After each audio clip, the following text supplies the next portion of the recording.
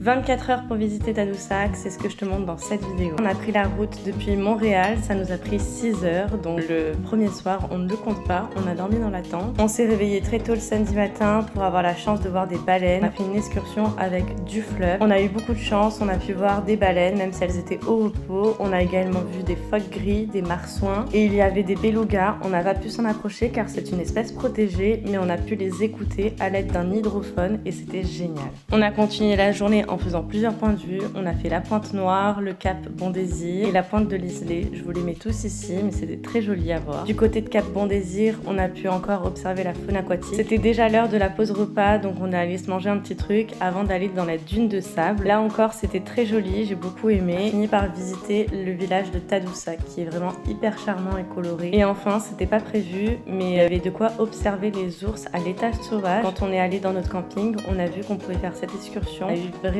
beaucoup de chance parce qu'une fois arrivé à la cabane, il y avait déjà les 2 ours qui étaient en train de manger de la truite. On a même pu voir un bébé. Finalement, 24 heures, c'est assez court pour visiter Tadoussac, mais on a réussi à faire plein de choses. Comme vous vous en doutez, j'ai été charmée par Tadoussac et si jamais vous prévoyez de visiter le Québec, je vous conseille de le rajouter à votre liste.